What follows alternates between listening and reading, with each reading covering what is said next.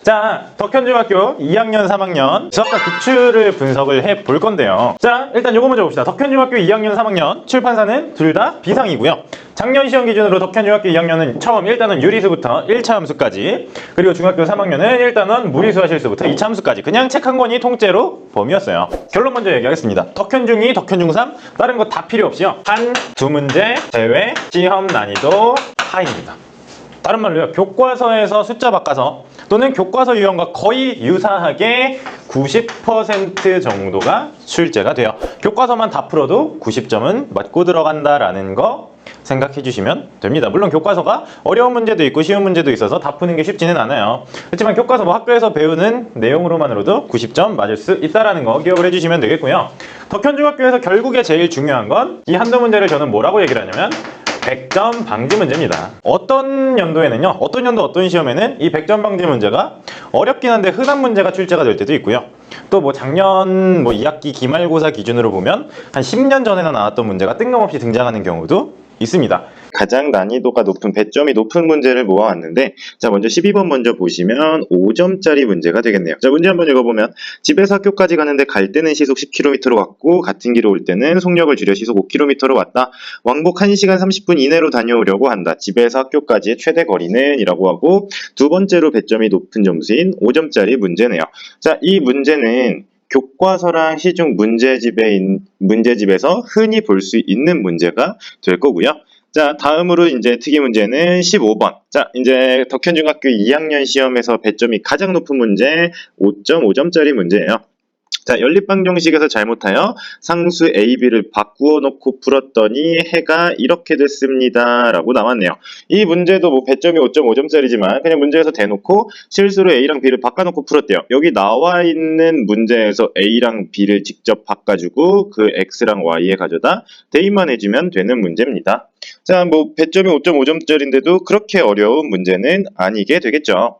자, 다음 문제로 넘어가서 24번이요. 자, 이 친구도 역시나 두 번째로 배점이 높은 문제인 5점짜리 문제가 되겠고요. 4개의 1차 방정식에서 이 그래프로 둘러싸인 사각형의 넓이는 이라고 하는데, 이 문제도 뭐 사각형이 어렵게 나왔다면 까다로운 문제가 되겠지만, 이 친구 그냥 제가 여기서 간단히 그려보면 이런 기울기가 1, -1 그리고 y절편이 2랑 -2로 됐기 때문에 이런 식의 정사각형 모양의 2, -2, -2 정사각형 모양의 그냥 사각형이 나옵니다 라는 거. 이 문제도 배점이 5점짜리라고 얘기하기에는 조금 너무 쉬운 문제라고 생각이 드네요.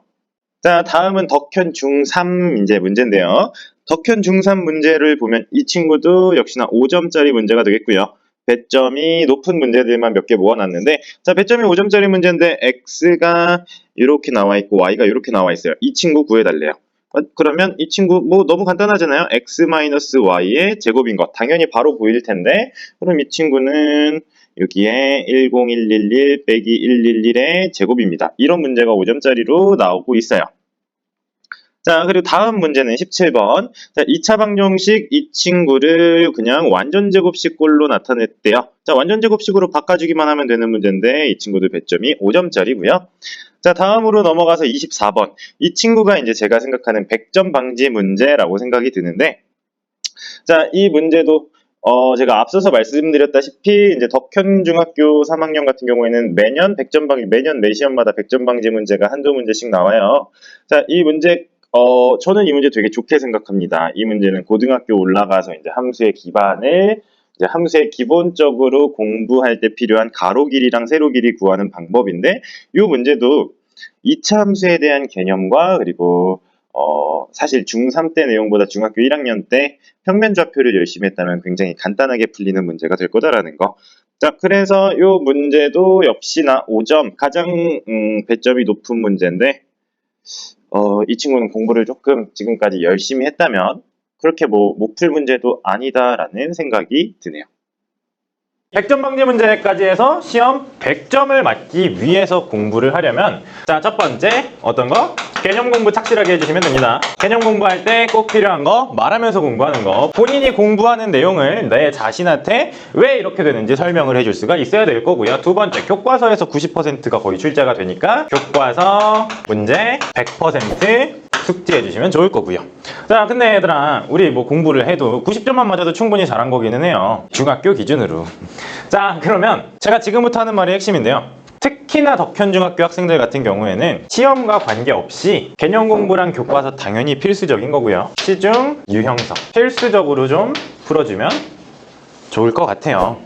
이제 고등학교 올라오면 많은 학생들이 특히 덕현중 출신 학생들이 수학을 어려워하는데 덕현중학교 시험이 너무 쉬워서 90점만 맞아도 나 90점이야 잘했어 중학교 때는 수학 잘했는데 고등학교 올라오니까 수학 실력이 안 좋아 라고 얘기들을 많이 하는데 선생님은 그런 거 보면 안타까워 죽겠어요. 본인 90점이 사실 잘한 거기도 한데 덕현중학교에서 못한 거기도 합니다. 특히 덕현중학교 학생들은 시험 점수도 중요하긴 하지만 평소 본인의 실력이 더 중요하다라는 거. 본인이 미래에 공부할 수학 실력을 위해서 시험이 쉽더라도 우리는 수준 높은 수학 공부를 꼭 해주셨으면 좋겠습니다.